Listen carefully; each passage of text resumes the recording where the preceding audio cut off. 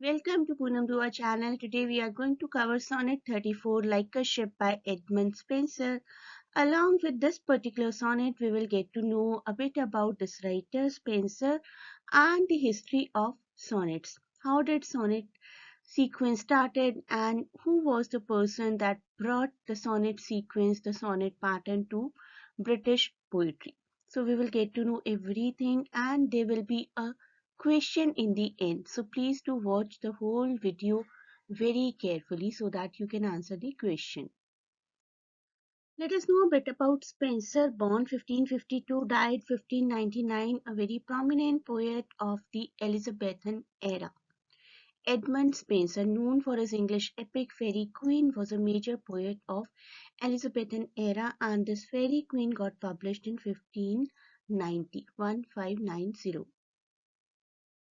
अब थोड़ा सा इस वर्ड को और इस पैटर्न को जानते हैं. सॉनेट्स होते क्या है, कहाँ से आए, कैसे कॉइन हुए, किसने शुरुआत की. The word sonnet came from an Italian word sonetto. Sonetto means a little song, छोटा सा गाना. A sonnet is a short poem of 14 lines, and the basic theme of sonnet generally revolves around love and emotions. Sonnet pattern अगर आपने देखा हो तो एक बहुत ही प्यारी सी पोइट्री है सरोजिनी नायडू की जिसका नाम है love and death. And that poetry also revolves around love and emotions. Giacomo de Lentini से पोइट्री सोनेट फॉर्म की शुरुआत हुई. He was the founder of sonnet writing and was the head of Sicilian school under Emperor Frederick II. He wrote almost 250 sonnets. काफी sonnets इन्होंने लिखे थे और इस ट्रेडिशन की शुरुआत भी इन्होंने ही की थी. इसके बाद जो एक बड़ा नाम सामने आता है दैट इज पेट्रैक, जिन्होंने बहुत ज्यादा प्रोपगेट किया by writing the love form of sonnet. Petrarch constituted sonnet in 14th century as a major form of love poetry. And Thomas Wyatt and Surrey, these were the people who brought sonnet to England. इनसे related question भी बहुत बार आता है आपको. It happened when they went for diplomatic visit to Italy and learned the sonnet writing. That was not the era of technology, computers, internet. The person had to move to different countries to love their traditions. This was done by these two people, and we can say the outstanding English poets. We can call them the outstanding English poet जिन्होंने sonnet sequence जैसा एक gift provide किया English literature को. तो वापस बात करते हैं एडमंड स्पेंसर की. स्पेंसर के इस कलेक्शन का एक सोनेट करने वाले हैं आज हम. एमोरेटी and एपिथेलेमियन which got published in 1595. Amoretti, this is called in 1595. It got published collection of 89 sonnets which he wrote about his marriage with Elizabeth Boyle. He mentioned in all the sequence, basically, he mentioned the difficulties he suffered before and after his marriage, and these poems are mostly autobiographical and based upon the personal experience of the poet. Specifically, Epithalamion is the one which is dedicated to the particular marriage day. लेकिन आज हम एमोरेटी का एक sonnet करने वाले हैं, not epithalamion. There are many writers who have written sonnets, sonnet sequences, but majorly these four rhyming schemes are there.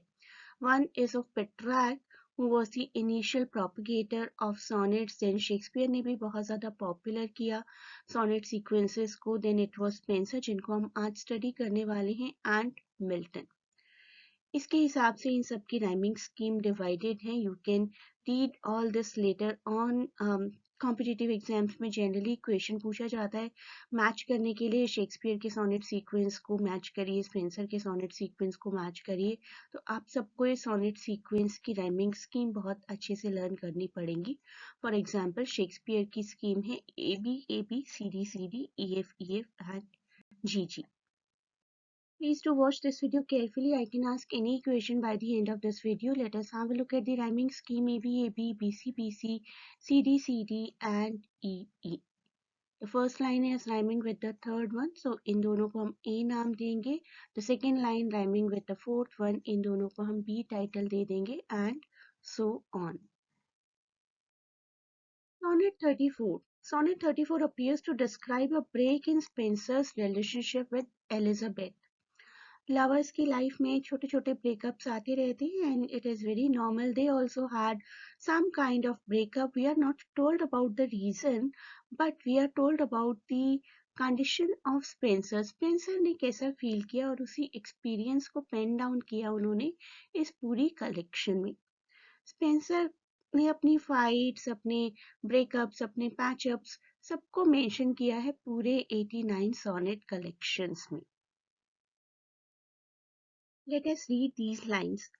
Like as a ship that through the ocean wide by conduct of some star doth make her way, whence a storm had dimmed her trusty guide, out of her course doth wander for estray.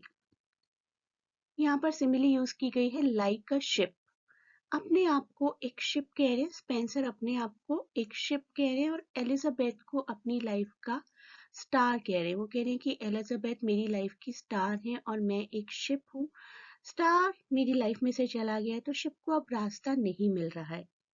A ship traveling through the large oceans, wide oceans in the older times, with no land in sight, used to use the stars to navigate themselves.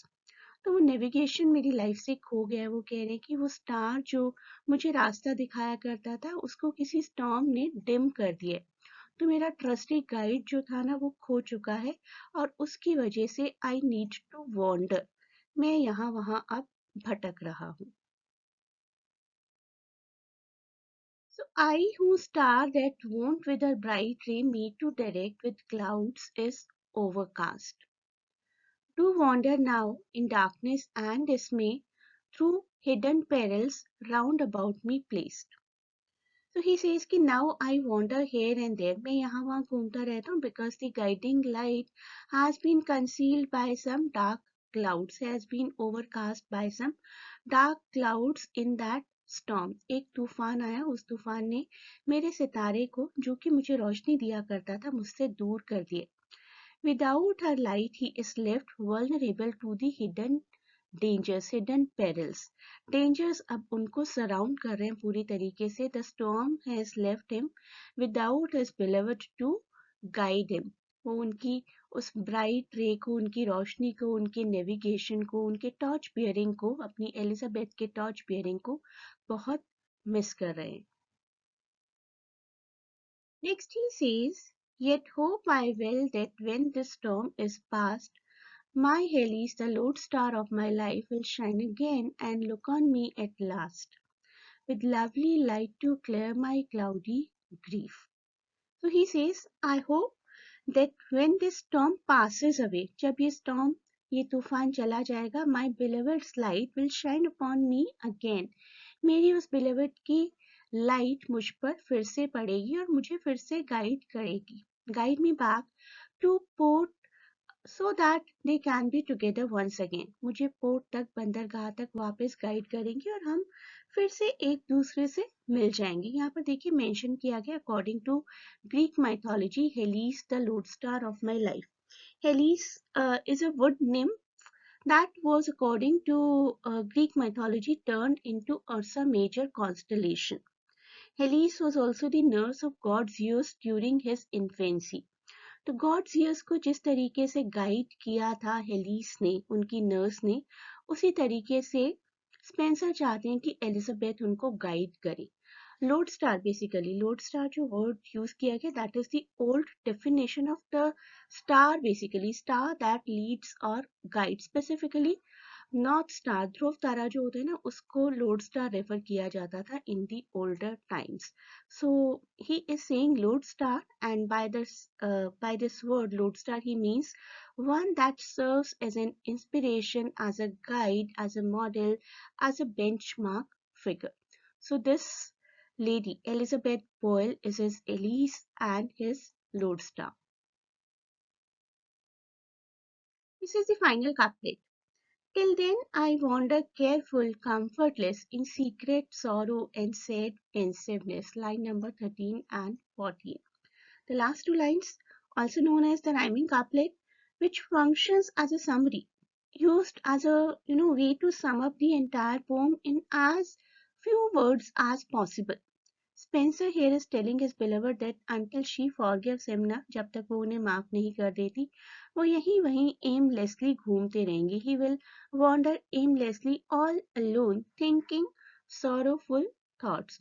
Sorrow, sad, pensiveness, इन सब चीजों से घिरे रहेंगे, comfortless रहेंगे, careful भी रहेंगे, पता नहीं कब उनके बिलवर्ड वापस आ जाए, उनका इंतजार करते रहेंगे और इधर उधर घूमते रहेंगे. इसके अलावा अब कोई ऑप्शन नहीं बचा है. This is the theme of this poetry. The sonnet describes a disruption, a break in his bond, in his relationship with his wife, and how now he is left off track.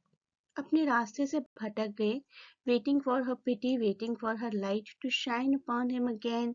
Spencer uses kind of comparison, or you can say parallel, of ship losing its way during a storm to carry the idea of the parting between him and his wife. अपने और अपनी wife के बीच में जो separation हुआ है उनका, उसको वो शिप और स्टार से कंपेयर करते हैं. Now a question for watchers. This is whole theme of the poetry which I've tried to summarize. Look at it carefully. She is a star. As her love guides his life, in the same way, stars guide a ship. You have to tell me which literary device is inherent in this theme of the poetry. Please do tell me your answers in comments. So that is it for this part of the poetry. You may join the classes to cover all the topics in detail during the sessions. You will get live interaction with the faculty, as well as the PDF will be given. The tests will be conducted. Your progress will be told to you at every step. You can have any academic discussion with the faculties after joining the classes.